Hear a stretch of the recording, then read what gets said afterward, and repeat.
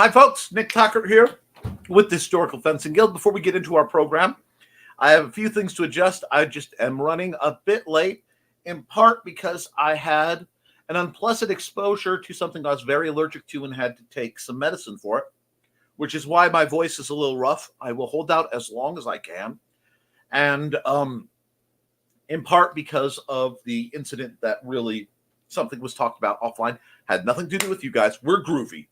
But we are here, we are working, and we are proud to remind you that we are the Historical Fencing Guild's live stream is brought to you in part by the Independent Creator Directory, your one-stop shop for the best of the brightest authors, artists, and musicians, of which I'm not only someone advertising, I am a member. And you can join their wonderful group and be hosted online, have a presence, be part of the community of creators, get access to the community calendar, all for a low cost of $40. However, at the risk of dating this video, using code podcast1 for a limited time, you can get that for half off. So a one-time fee of $20. So please use this link. It helps the show, and it will help you get your creative career going. We are also made possible by sales of the Simple Sword, the Fighting Axe, and the Simple Spear, all part of my ongoing series of Western martial arts manuals designed to help you go from having never handled a sword to sharing the art with others.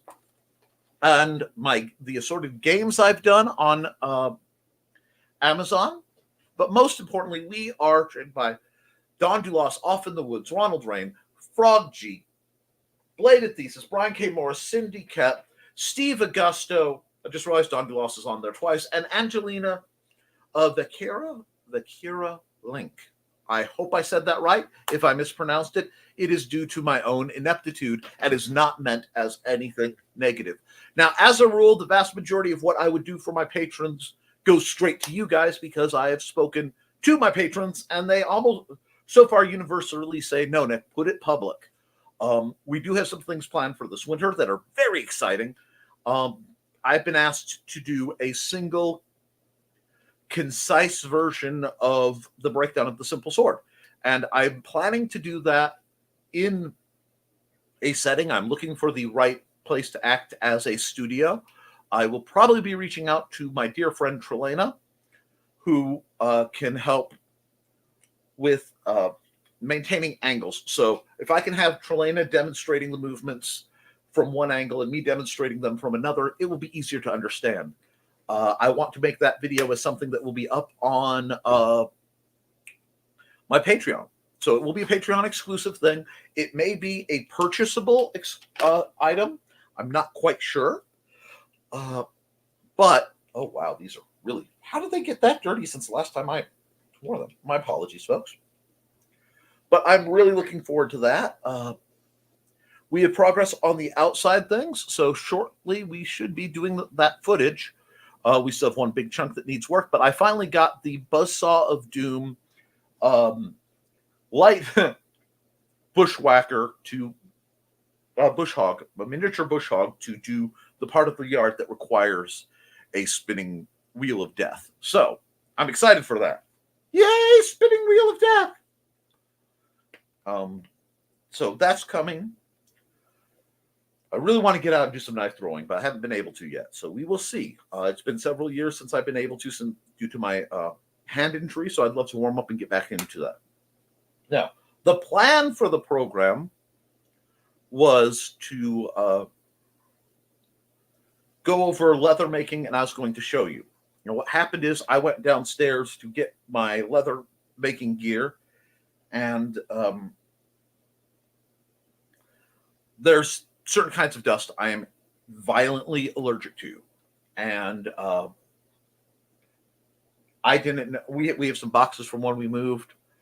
I was exposed to something, and it caused an immediate violent reaction where I was lucky to get the Benadryl swallowed in time. It almost made me cancel the stream, but it does mean I can't go down there and risk any of that, just due to the wonderful parts of being natural, the natural part of being unnatural. That's okay. I will do the stream tonight as long as I can, holding my voice out. You will notice I'm speaking around a hard candy that's helping soothe everything.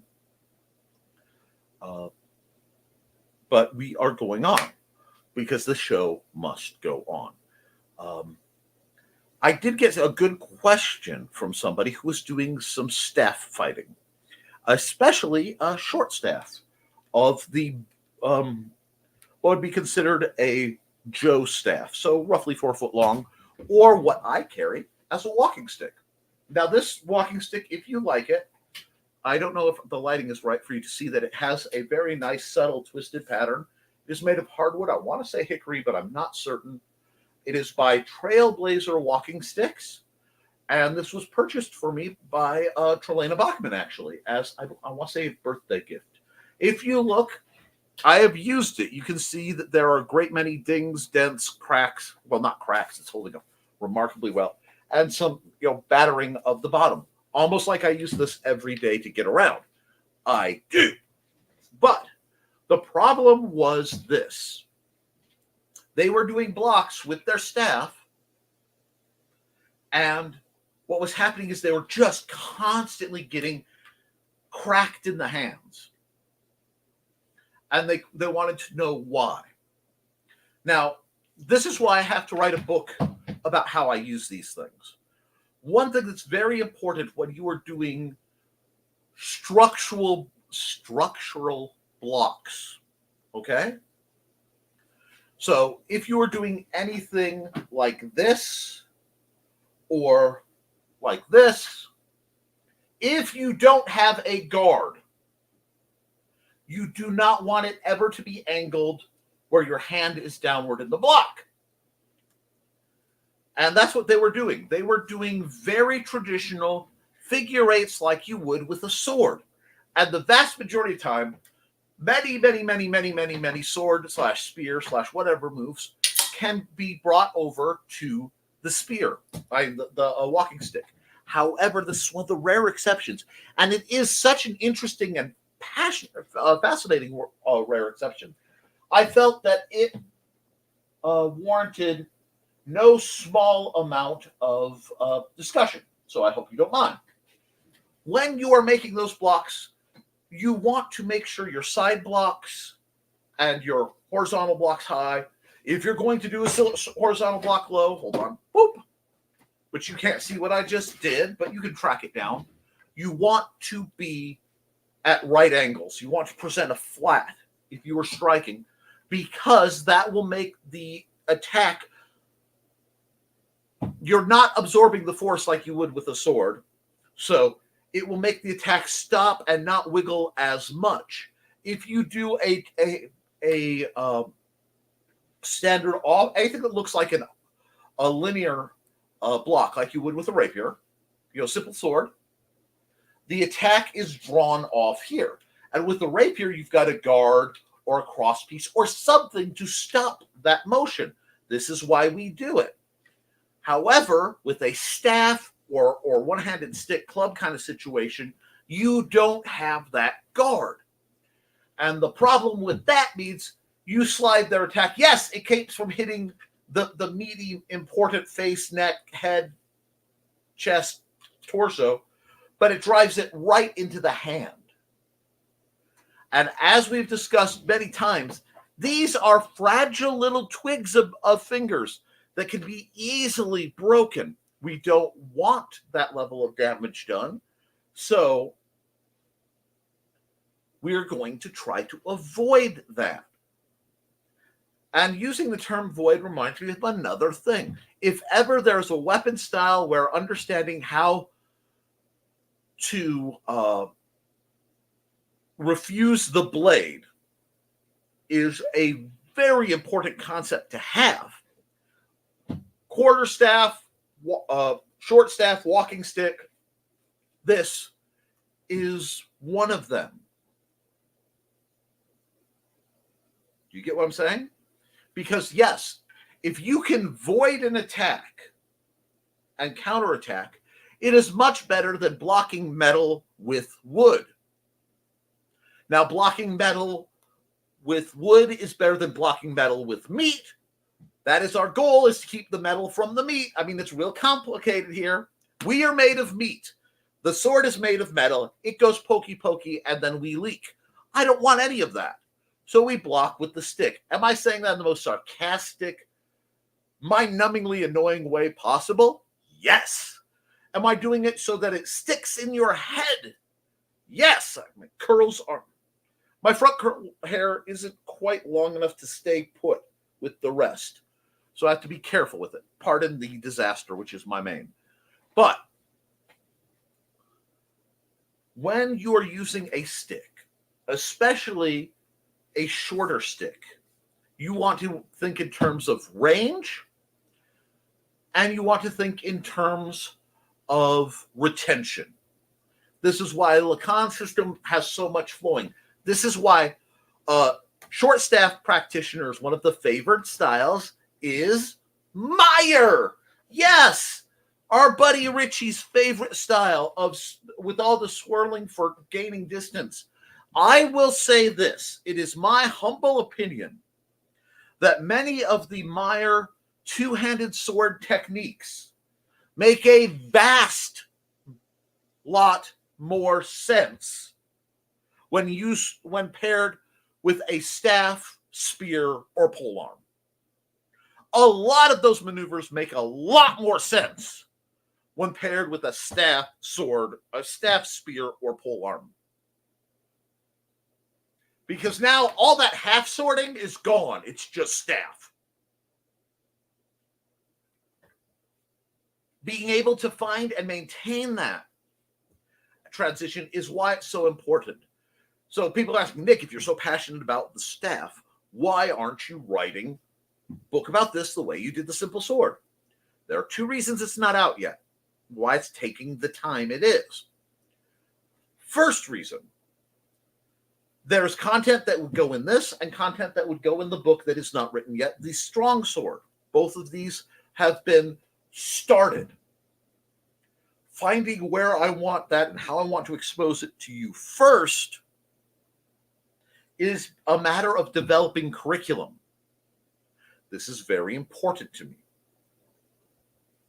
Now, a lot of strong sword concepts are in the Fighting Axe. Ultra simplified, but they're there. So that leaves us with this kind of quandary. Okay, Nick. Why? Okay, that works with that. Do I explain concussive strikes with the staff, with the strong sword first, and then repeat it in the staff, or the other way around? This is the balance that we have to walk. A lot of what I write has to be on a level repetitive because people are coming at it for different reasons. And very few people treat my books like the intended coursework that they are, where one chains into the other, at least to an extent. Now, I will take paid commission stuff to jumpstart one or the others. And if any of my patrons reach out, Nick, you need to write this one next, I will take that into heavy, heavy thought. But for now, I'm balancing that out. Now, the second one is I'm still studying. And what do I mean by that? Nick, you've been staff fighting for years and years. Yes, I have. And I've been sword fighting years and years before I started really writing the simple sword. The problem is my methodology for the simple sword was to look at, from a primarily rapierist standpoint, what did all the masters agree on? Okay.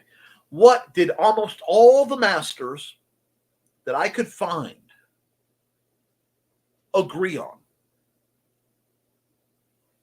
And I'd say it's between 60 and 80%, depending on, it fluctuates if you take certain key concepts.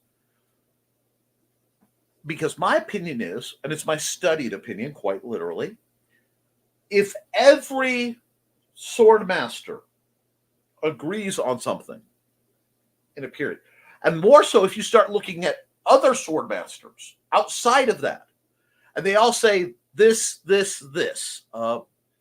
don't cross your legs at the beginning. pick a weapon you can draw, things like that. Maybe that's super important, and maybe that's what the genesis of the idea is. So if I do the simple staff, I will be doing the same thing. And right now I am looking through volumes on quarterstaff and staff work. Joe staff from Jojitsu, I believe is how you say it.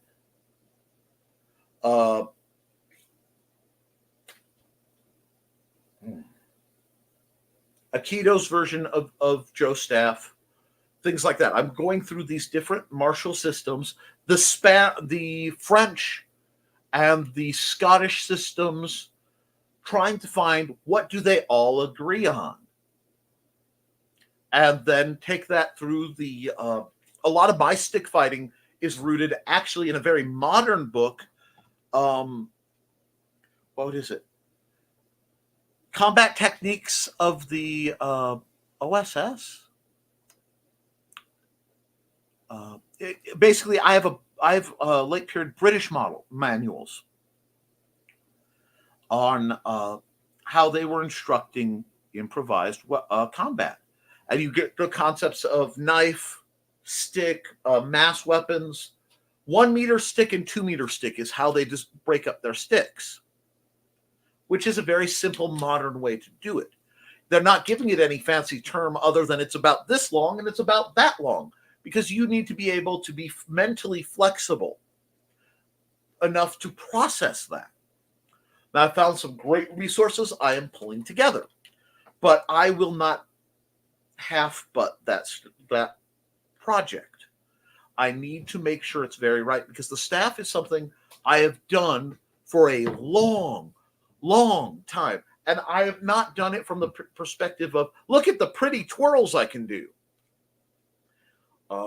That and baton along those things is very different than how I fight. I train and fight in a condensed, very simple, very efficient approach. It ain't pretty. People, if they see you fighting this technique, this style, they won't be inclined to just jump out there and say, oops, excuse me. They won't jump out there and say, that's gorgeous. No, I don't fight gorgeous. I fight effectively. And nothing more so than the stick. I very deliberately do not often train for sport type things my walking staff, because I have next to no training scars around this. Every strike I do with a stick is naturally intended to do immediate and effective bodily harm onto whomever or whatever I am striking, because this is my means of self-defense. When I leave my house as somebody with physical disabilities who cannot run, I leave with the stick. I have gotten away from my canes because my wrists are not comfortable with that style of compression. It can be damaging for me to support my weight on a cane. I am working on that best I can, but that's nerve damage, it's neuropathy and it's carpal and cubital tunnel. It's not going away. But from a pull motion, which I hold myself up with the stick, especially if I have myself looped where it's actually this leather strap is giving me support, I can walk much farther, much more effectively, and more importantly, much more upright. So I have proper stance, proper posture, that it's much healthier for me to use a short stick like this. And when I say short, let me see. It is shoulder high, which I am a little too tall for, but it stops right here. Yes, this is live and not pre-recorded, Sarah. I'm just very versed in what I'm talking about.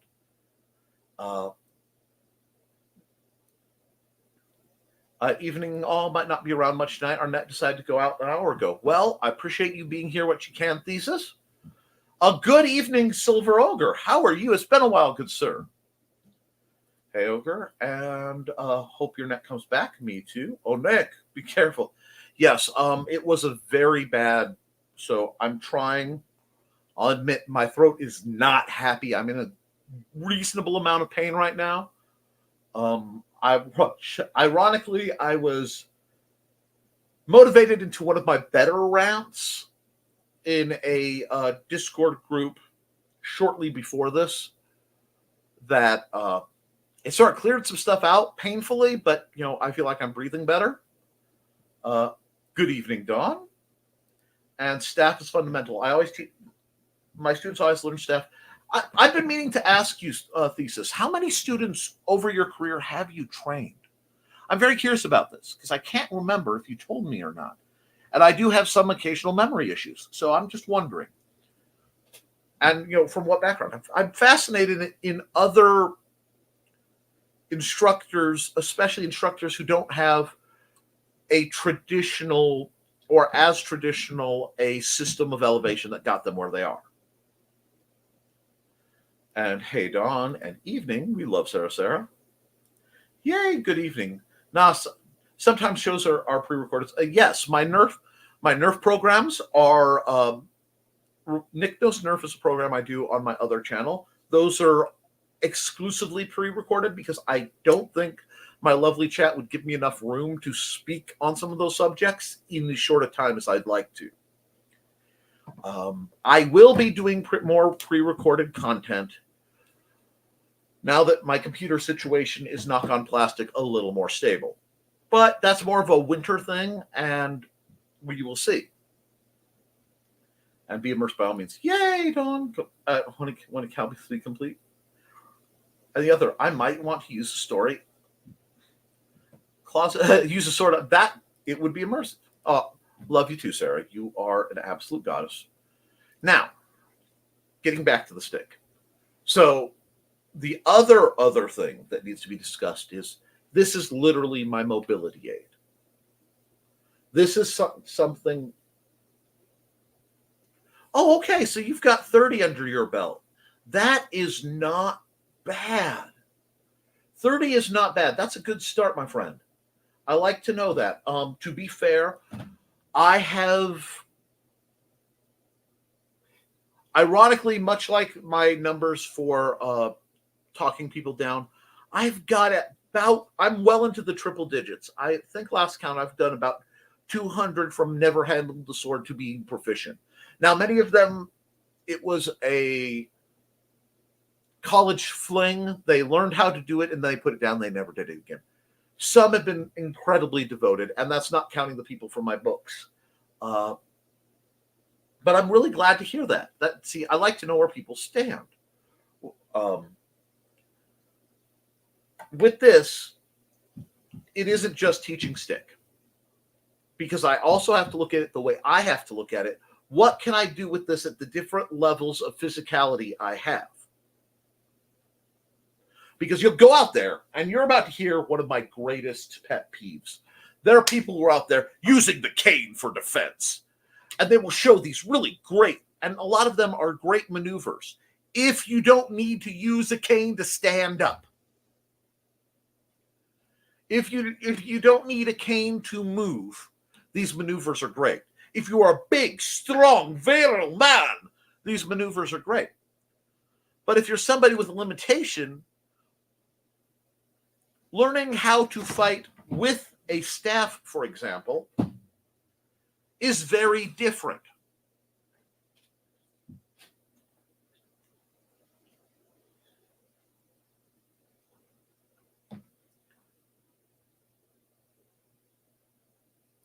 I tend not to count college students because I wasn't teaching my style, just assisting someone else. Oh, I'm okay. For when I say teaching, I'm speaking start to finish. Because if we're counting people I was assistant in teaching, we have to add 50 or 60 more in the time before I went fully independent. So, yeah. I look at it. How many have you taught from either never handling the sword or not knowing the style to being proficient? I'm not saying winning tournaments. That's a whole different thing. But where you could give what would be equivalent of an authorization bout. They prove that they are safe, knowledgeable, and capable. That is where the line goes. I can get, for example, in teaching basic single rapier, I can get somebody to that standard if they do the homework in 1 to 3 months, if they're doing the homework, depending on little things. Hello, some person. Oh no, not a smoke bomb. But yeah, you should dedicate yourself that. Keep it up. When the master is ready, the students shall appear. I'm running into the problem of there are a lot of people who would make excellent students, but for legality, I can't teach them because they're under the age of 18. And I'm not comfortable with that. There are some special exceptions that I will be making that I'm related to and I'm allowed to, and a couple other special exceptions that are a whole different story. But getting back to this, using your mobility aid as a defensive tool or an offensive tool is really a mixed bag. And that's something that it's very easy to go online and say, well, just do this or this or this. And now, have I seen it done? Yes. I have known several old people whose method of defense was real simple. Get in close, make sure they can't hear you, and then put all your weight behind doing a downward strike on the top of their foot or toes.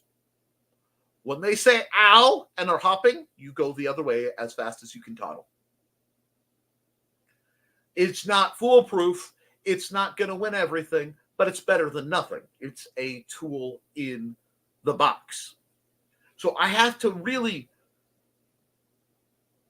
measure this. I have to really balance out.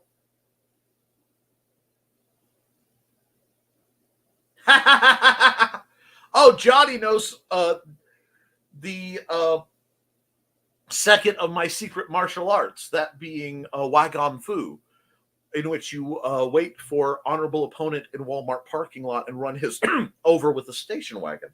That is a joke. I do not condone vehicle combat, obviously. But I do believe you should train with what you are around and what you can bring with you places. If all you can carry is a pen everywhere, understanding Kobutan techniques as a force multiplier, not a bad idea. You might have to go John Wick in a horrible situation. It's like, I carry this knife everywhere. I do know how to use knives, but I really do consider this far more of a tool than I do a weapon. Because most people aren't going to carry a weapon that is fluorescent and glows in the dark. That being said, I am thinking very hard about buying a new knife. And if I do, I will bring it here to reveal to you, my lovely peoples. And it will not be a very combative knife, but it is a knife I am considering. I've been considering for some time. We shall see. And there's nothing wrong with the fountain pen. Fountain pen, Sharpie. Now, I will say you don't want to carry around the deliberately tactical pens. And see, that's the thing. Well, no. Yeah. There's another book you could write, Self-Defense for Reduced Mobility. And that's actually why I'm having so much trouble with writing the staff. Because that is a big part of it. And I don't know if that needs to be a second book or part of that. So I'm looking at I have all these notes and all this experience that I can scatter around and look at. But how to stack it and make it presentable is actually one of the biggest challenges. And demo derbies are fun. Vehicular combat. Dun, dun, dun, dun, dun, dun, dun, dun. But that is part of the challenge. Like I said, I do recommend everyone should understand how to make a stick go. Both something that I would consider club to sword length. If we grab the stick that is everything. This is a little less than 1 meter, but this is actually one of my favorite lengths of stick. It is also, if you are into or inclined to things like Arnis or Screama, this length of stick will look very familiar to you. This is a relatively common length of stick that you will encounter. A lot of times you encounter a shorter version. Now, it might have a plunger on the end. It might have, a scraper on the end. It may be some kind of kitchen implement. But understanding roughly how to use a short to medium length stick like this, and understanding how to use one of these, because this is broomstick length. This is very close to broomstick length. Broomsticks are things you can find out, you can find them out in the wilds. And, and what I mean by that is if you are hiking, if you are stranded because your car broke down, finding and acquiring a rudimentary staff is not hard. And in fact, from my perspective of the steps of survival, acquiring a basic tool like a stick, a walking staff, can be incredibly important. So I have, when I look at the staff, the gambit of somebody who is using a stick to walk because that's how they're mobile. So what can they do? They can you can use it as a rooted parry. It has the same problem of potentially blocking a shot down into your hands, but it's there as a concept, or a nearly rooted parry. You can use it if you can't leave to gain range, as long as you do a lot of retention. But you're not going to go full on kung fu movie with a stick if you're somebody who needs it to get around. If you're out in the woods, a stick is you're not wrong. You are not wrong. Chaplin actually, I believe he was listed on one of the people who was involved in martial arts, including Bartitsu. Now, Bartitsu is an interesting art, as it was and it is having a resurgence. Victorian, Edwardian era self-defense methodology, and it was built around the EDC items of the day, being a cane, a hat, cloak, coat item like this, because these are the things that a gentleman was expected to have on his person. A walking stick when a gentleman is out. Ladies trained with hat pins before they were banned because they were actually able to defend themselves with them. And, we lived in society was a thing. Now, I walk with this every day. Okay?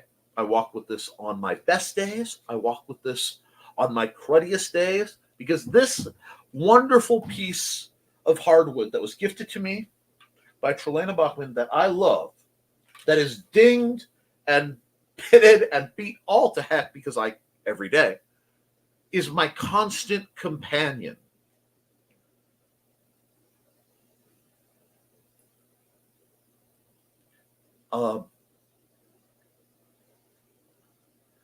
Let's see. So, before I get that, I know its reach very well. I know its weight. I know its movement. I know how far I am. This is something I am intimately acquainted with in that way. And if you're going to use a tool for defense, it has to be intimately acquainted. What do I mean? There are a lot of people who buy a firearm and they put it in a dresser and then they feel safe. That's stupid. If you are going to exercise your right for Americans to own a firearm, good on you. Second Amendment right, that's why it exists. However, it comes with the implied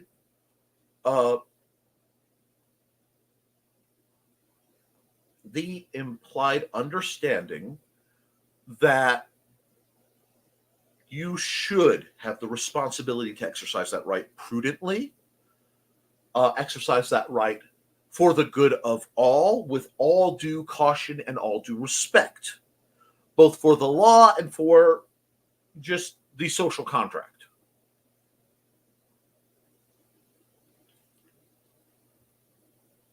Stick. Now, I do not know if this is TSA allowable. I actually have to look up what makes a mobility aid TSA allowable, because the rules have changed since the last time I looked at it. I don't fly places. I don't have access to a passport, simply because I haven't been able to afford to go through the process. And I've been out of the country in many, many, many years, as these statements line up. But I don't know if I could take one of these this guy on a plane. And I know there are distinct rules. So I have to look that up, and I have to put that in my book. I have to look up other things and put them in my book. But that's part of the training. That's part of the responsibility of understanding how to use this. Yeah, I have a stick.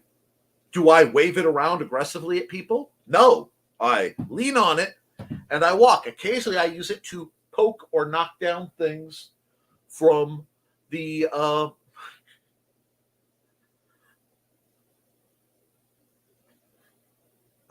higher shelves, because I'm kind of short, If I have my hook canes or my regular derby cane, I hook things and pull them down. But I'm using it with responsibility. I've trained with it. I train with it nightly. I do my sword drills. I usually do, if I'm not exhausted from my sword drills, I do my staff drills. At least once a week, I do my staff drills. And that's not counting all the time I goof off when I am safely by myself with my stick. And I like to demystify things. Okay? I've studied swords in depth. I've studied the steel behind them. I've studied the grips and the parts and stuff. I'll still call it a frog sticker.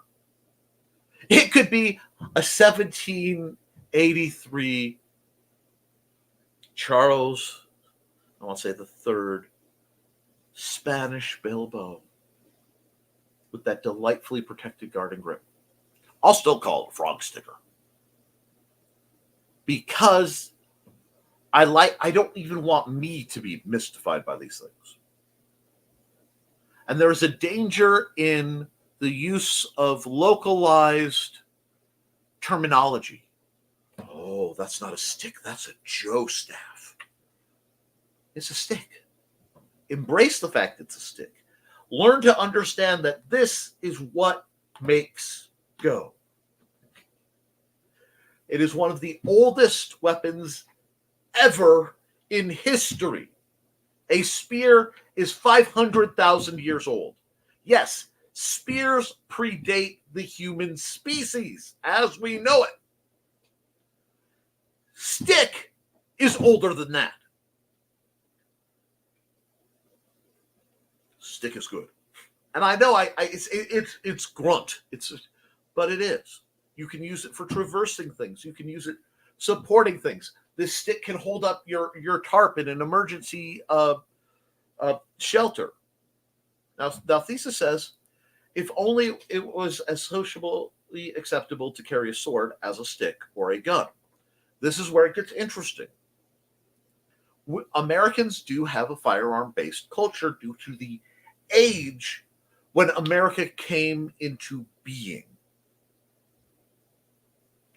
And a lot of our great growing pains and expansion, while swords were quite prevalent, there are reasons that the cavalry were referred to as the long knives. But the gun is culturally ingrained. And see, I have a good reason for walking with a stick. I am disabled.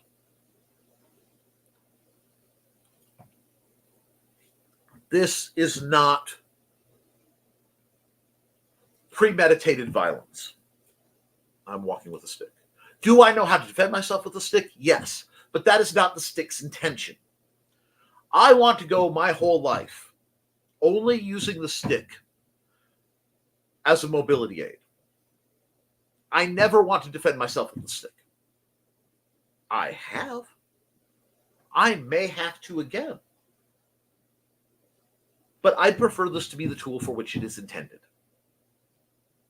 There is a plausible excuse. There's a plausible reason. With firearms, it's different, but there are still plausible reasons. Even the weaponized versions of sticks, billy clubs, tonfas, things like that, are understood because they are a less lethal option. Ironically, it is surprisingly hard not to use deadly force with an edged weapon. Edged weapons do not give you a lot of leeway proportionately to a stick. Can I use deadly force with a stick? Yes.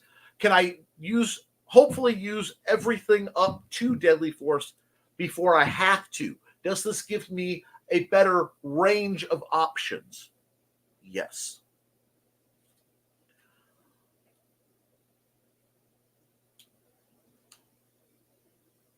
It's very hard to do that with a sword.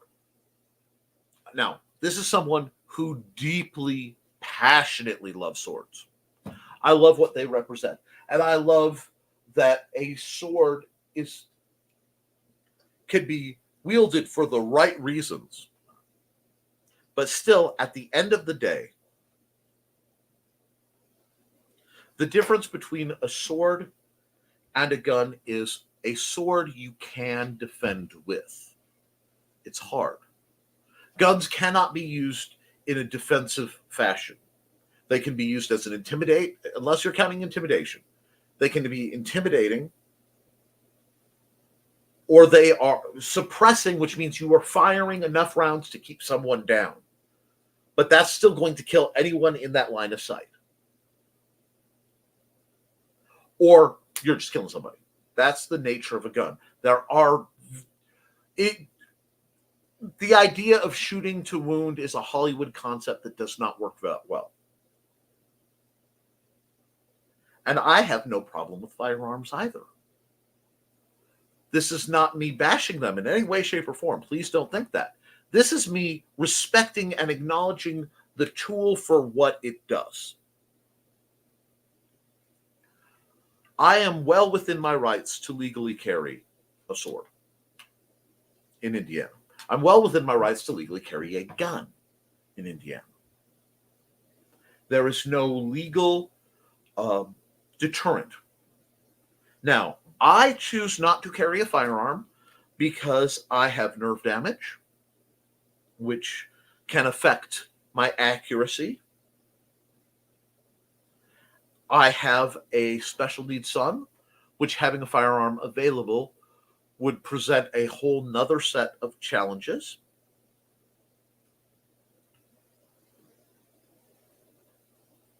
And I am terrified of a through and through hitting somebody else. I am terrified of an attack which, once launched, can go well beyond my understanding.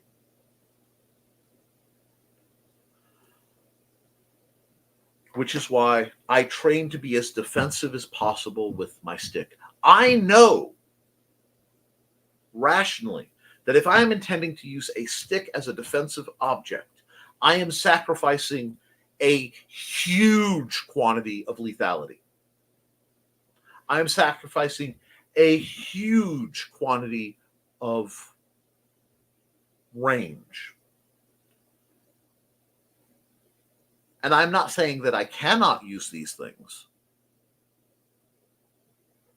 I am saying that in my situation, as a, prudent and responsible adult, it would not be appropriate for me to currently carry a firearm. And if I were to go that route, then I have to go that route. And that, to me, great power comes great responsibility. If you are armed in a dangerous situation, you are then obligated to engage that kind of situation, if you're armed adequately to do so. I am not yet at a point where that's my only option. There may come a day where, if I'm, for my mobility's sake, I have to escalate my capacity. At which point, then it falls on the responsibility for me to be licensed, trained, fresh in my training, constantly training, my equipment in order, proper order, my, everything has to be just so. I still can at least hobble away from a conflict. And I've spent most of my time. And guys, if we are talking about practical, we are talking defensive. One moment, please.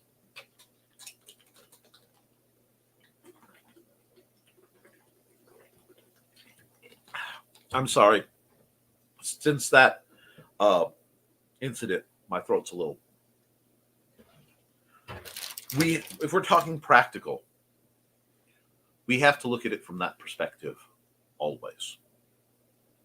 And we have to choose to develop the best skill set first. The skill set that every adult should be trained in is de-escalation. What I heard a wonderful gentleman in a demo referred to as verbal jujitsu. Because for a lot of people, trouble will not come originally with malicious intent.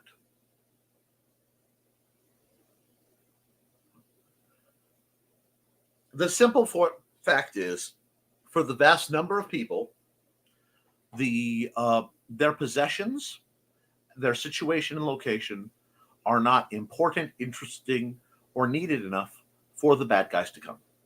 The vast majority. And there are statistically far fewer bad guys, quote unquote, than people want to realize when they are pursuing martial arts, including marksmanship, because I consider that a martial art. Feel free to come at me in the comments if you disagree. But learning to shoot is a martial art. And it has, like all the rest of the martial arts, an extreme width and girth of difference of practicality, applicability, and fantasy.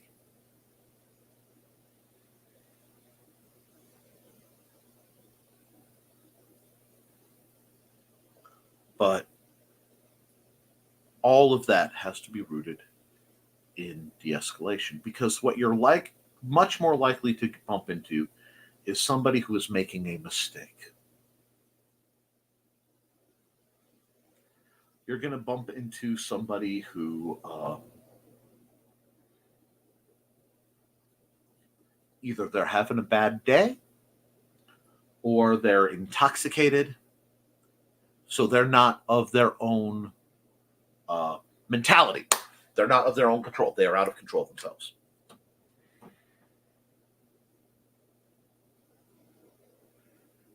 And if they cannot emotionally regulate, you need to know how to. And I'm going to put this out there. Those people may be law enforcement.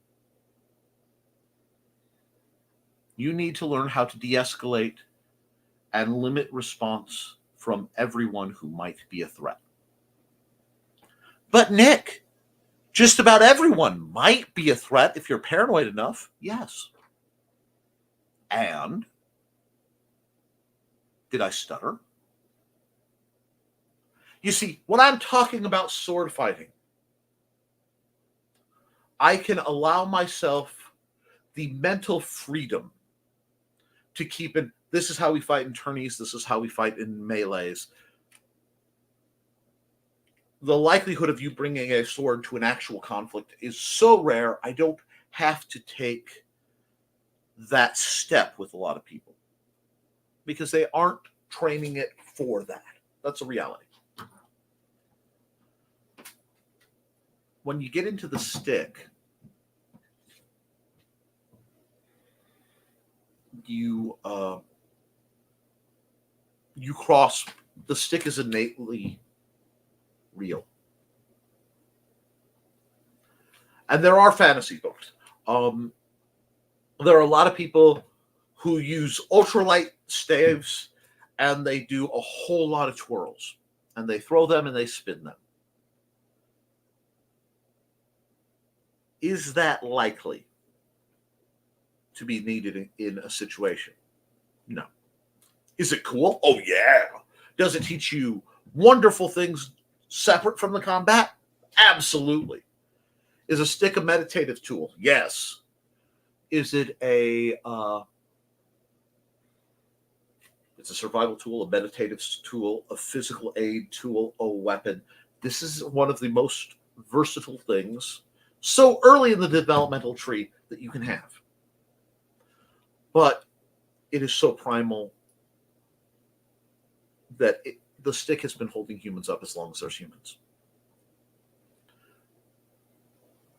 Now, when we get to conflict, the problem is people see themselves as the hero. And I've noticed this. A great many people train and expect something very specific.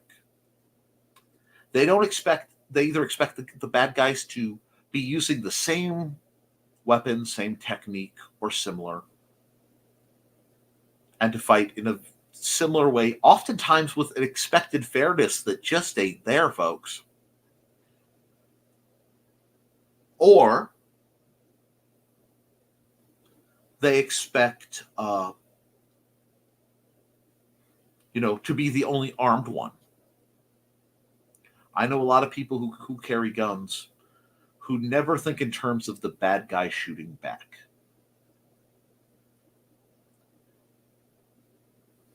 And it is very hard to find. It's very easy to find places that will let you shoot quickly and accurately at a target.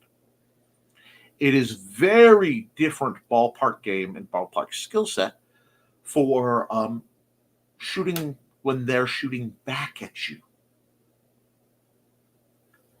And I know because I've watched people go into all sorts of things not thinking about concepts like the difference between cover and concealment. It's just a whole different situation.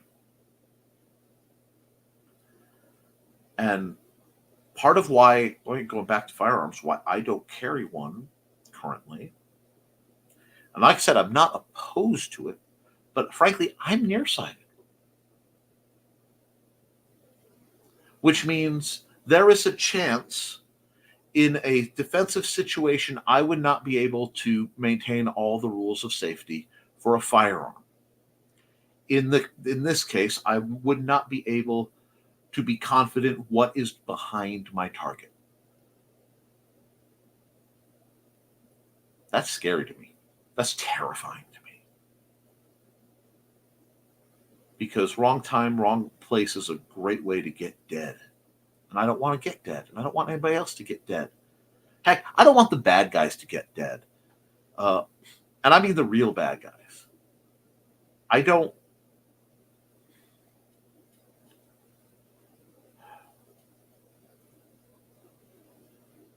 don't do this out of a love of violence in any way, shape, or form. I do this out of a loathing of violence.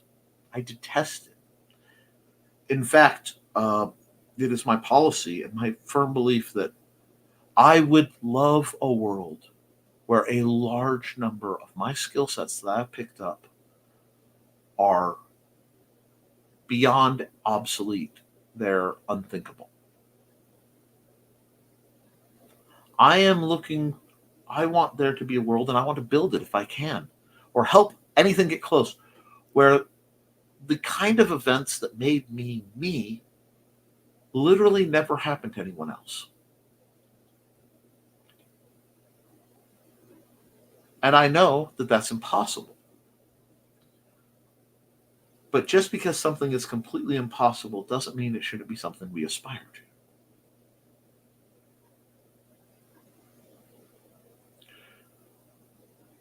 Which is why, among all the styles that I teach and I work with, that I consider and I apply,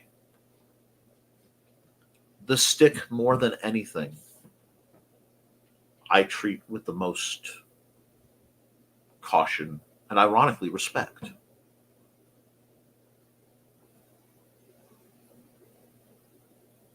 Because if I have to defend myself with it, I am choosing to use a stick because it is limited. It means I am willing to risk endangering my life to be less likely to end the life of another. And when we talk about martial arts, when we talk about weapons, and we talk about their applications, and we are outside the scope of the list field, when we start getting into this difficult and messy place called the real world, we have to leave the fantasies at the door.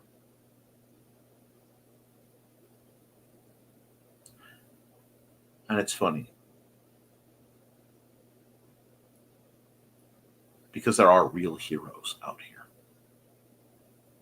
Real men and women, I guess, and folks who are identify as neither, whatever, who are out there risking their lives and applying violence to others for our defense. And that's where we start getting into real serious land. And I know that sometimes people misconstrue my sense of whimsy and wonder as immaturity, as delusion, as not being grown up.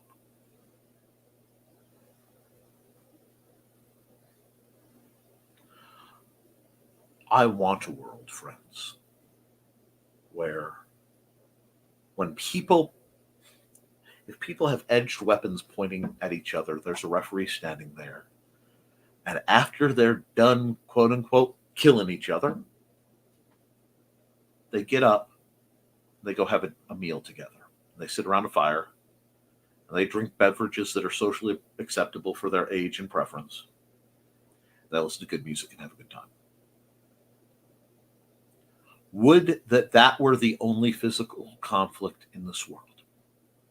Would that we, as humans, as individuals, as souls, had the maturity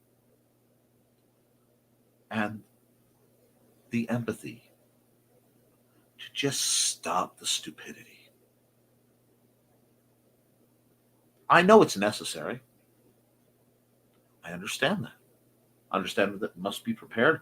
Understand that, and I am grateful, because I know without a doubt that we rest our heads safe this night because rough people stand between us and harm. I understand that. I just aspire for a world where that wouldn't be necessary. And as we journey as adults and as students of the martial arts, we have to think about what principles hold our mission up. what goals, what purpose keeps us walking. Because those principles, that purpose, are what we're going to reach for when we stumble. They're what's going to hold us up when the storm is coming down. They're what's going to hold the support that we build our lives around. They are the pillars of our very society, and which we choose determines who and what we are.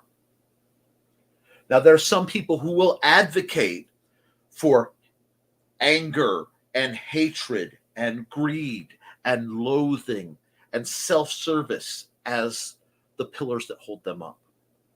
And they'll use deception and cunning to hold their worlds together.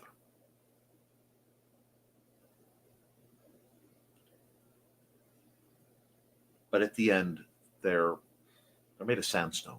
They're made of little fragile, rough thing that when the wind blows right or the weight shifts right, it just turns to dust.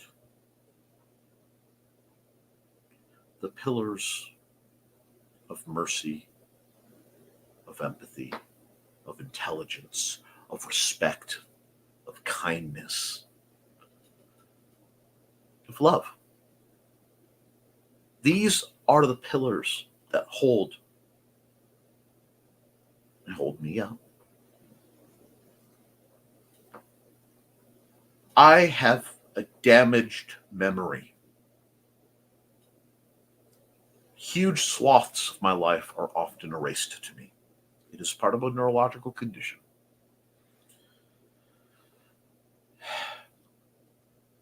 This means I can't allow myself to lie for any length of time because I won't remember one way or the other.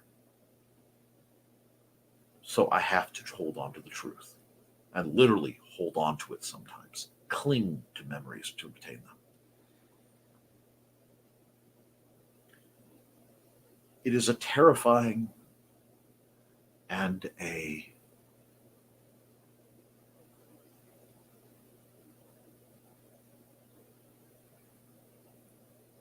humbling and lonely type of existence. Because if I'm not careful, whole years can be erased.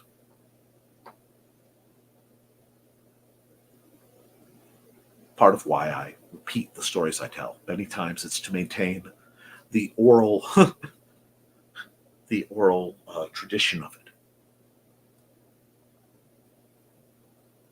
I'm too scattered to be any good at writing journals. I've tried. So that means, from my perspective, friends, I only have that which I force myself to support me. And anything else falls to dust. And nothing so physically crystallizes that concept as mystic. So I think, as we wrap up this evening, far more philosophical than maybe you expected, you can understand why. Writing this intersection of martial technique and philosophical base, of medical aid and military tool, is so very both difficult and important. And why I take it with such seriousness. Now, this may not be the funnest video I've ever given you guys, and I apologize for that. I may be just a little bit on a certain side of my mind.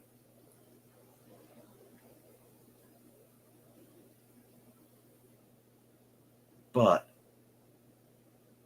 it's also incredibly important.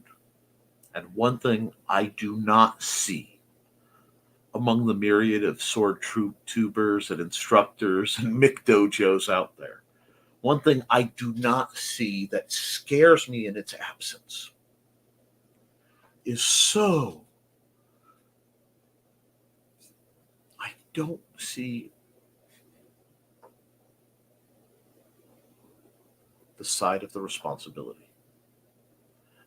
When we talk about violence, I don't see people talking about the repercussions, not just of enduring violence, but of visiting violence upon another. And until we start to understand both sides of the damage of that concept, we can't get away from it.